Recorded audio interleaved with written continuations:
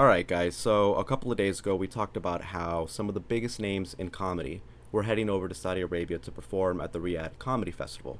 And these are some of the biggest names in comedy that you can imagine. You have people like Jimmy Carr, Bill Burr, Kevin Hart, Louis C.K., Andrew Schultz, Mark Normand, just some of the biggest names in comedy, at least within the United States. And they started receiving a lot of pushback, not just from the public, but also from fellow comedians. And recently, one of the comedians that discussed what they thought about the situation, was David Cross, of course, of Alvin and Chipmunks fame. I've seen some of David Cross's stuff in the past, not just in movies like Alvin and the Chipmunks, but I've seen some of his stand-up, and he's pretty cool. He's pretty funny. I don't know too much about him besides that, but I do know that he is known within comedy circles. He is a well-known figure, and he released a statement, and we're going to be going over it and commenting on it. So this is from David Cross's Substack. We're gonna read along with David Cross's Substack article, and the link to his actual Substack is going to be in the description of the video below if you're interested in reading about what else he has to say. But anyways, I've been asked for my opinion on the Riyadh Comedy Festival, and rather than answer the same question 23 times, I'll just put this out here. Oh, and I should preface this with the fact that I was not offered the gig, but it should go without saying that there's not enough money for me to help these depraved, awful people put a fun face on their crimes against humanity. What do you think I think? I am disgusted and deeply disappointed in this whole gross thing.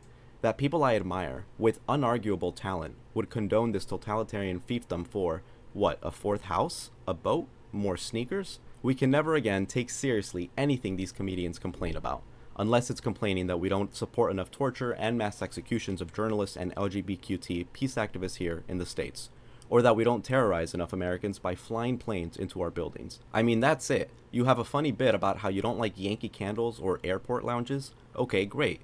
But you're cool with and or the public caning of women who were, and by having the audacity to be, were guilty of engaging in adultery. Got any bits on that? These are some of my heroes. Now look, some of you folks don't stand for anything, so you don't have any credibility to lose.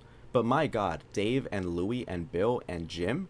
Clearly you guys don't give a shit about what the rest of us think, but how can any of us take any of you seriously ever again? All of your about cancel culture and freedom of speech and all that shit, done. You don't get to talk about it ever again. By now we've all seen the contract you had to sign.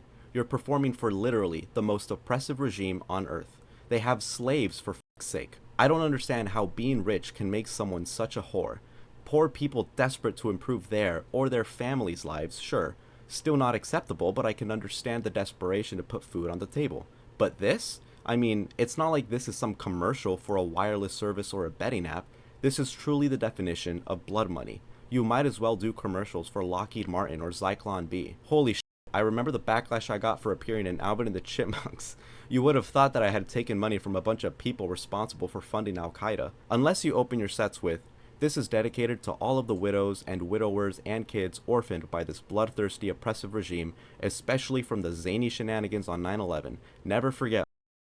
Alright, so it's great to be here. I'm gonna be killing it tonight, but in the good way. Straight up, no MBS. Then your hypocrisy will never not be noted. P.S. For anyone who wants to actually send their money on something worthwhile, the Human Rights Foundation does amazing work. Learn more and donate at here. And then he puts in the link. And I have to say, I completely agree with David Cross here.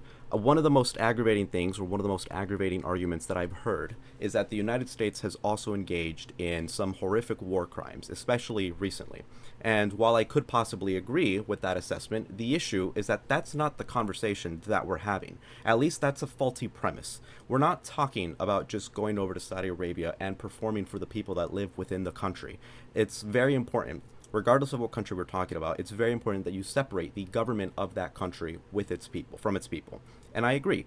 And I actually would be very sympathetic and I might even agree with the idea that of just going to Saudi Arabia to perform for the people. I can understand that argument at the very least. However, that's not what's happening here.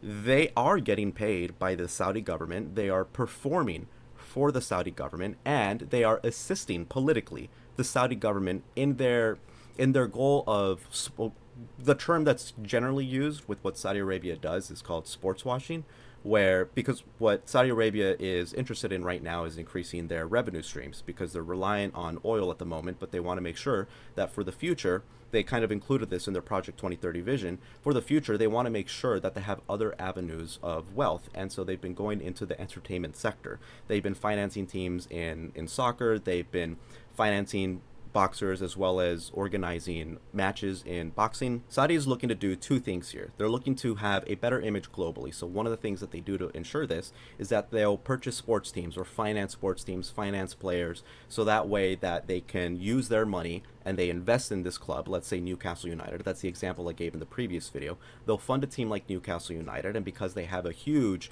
amount of wealth that they can funnel into Newcastle United, they'll be able to purchase better players, and they'll be able to make sure that this team has a higher likelihood of outperforming the other teams, of going to the Champions League, of winning the Champions League, and this gives them a level of favorability that didn't exist beforehand. But what they also do as well is that they'll also finance local infrastructure within Newcastle, let's just say, as an example. They'll finance local infrastructure.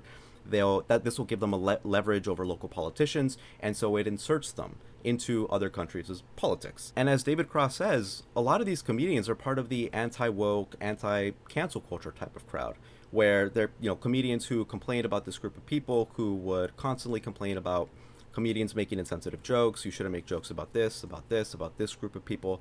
And my stance on comedy has always been that you can make fun of anything so long as it's a joke. You clearly establish that it's a joke, you're just joking. And if people are offended by certain jokes, I think that's perfectly fine, perfectly reasonable. As I said in my previous video, it's perfectly reasonable for certain groups of people to find certain types of jokes offensive, or that they don't really want to hear those types of jokes. I think that's fine, it's perfectly reasonable. But I think that the onus should be on them to look in a different direction for a different type of comedian. But similarly, the comedian should also just stop complaining constantly and stop complaining nonstop, because at a point it just becomes hacky. And I think that's one of the things that people like Stavros, like Anthony Jeselnik have been pointing out, that you have so many anti-woke comedians complaining about the same stuff over and over and over again. Like if you go to Austin, if you go to the Mothership, which I have been to the Mothership, and it's actually pretty cool. But if you go to like the Mothership, for example, everyone's just joking about the same thing. Everyone's trying to be as edgy as possible, and at a point, it's just hackish type of comedic behavior. Again, it has nothing really to do with the substance of their jokes necessarily, though I might disagree with the politics of many of their jokes. At the end of the day, I can hear opinions that aren't mine and still laugh at it if it's within the context of a joke, even if it's framed in a way that preferences one certain political viewpoint over another. That's fine. It's just jokes at the end of the day. But when it's the same type of joke over and over again, people complained back in 2015, 2016, when people just made jokes about Donald Trump over and over and over again, and it got old, and it did. But it's the same thing here now. Everyone's just making anti-woke jokes over and over and over again, and it's old, and it's kind of hackneyed. And so I'm glad that people like David Cross recognize that, and he calls these people out because they're saying, like, look, you guys are complaining about cancel culture nonstop. You guys are complaining about how there's this culture of this sensorial culture within the United States, and yet you're going over and you're taking the money of with the exception of countries like North Korea or Eritrea, one of the most sensorial countries in the world, and you're taking their money, you're assisting them politically, and you have the audacity to still constantly complain about cancel culture in the United States, especially someone like Dave Chappelle, who did make a joke about that, and we'll go into that in the next video. But yeah, anyways, that's David Cross's response. I agree with it wholeheartedly, and it sucks seeing so many. He's distraught at the fact that there's so many great comedians that he's looked up to on this roster, and honestly, I feel the same way. One of my favorite comedians of all time is Louis C.K., and it sucks to see Louis C.K. there. I love Louis C.K. I love his jokes specifically. Louis is one of my favorite shows that I've ever seen. If you guys haven't seen Louis, watch that show. It's a fantastic show. Louis' Louis' most recent stand-up comedy shows have been inarguably, in my opinion, his best ones.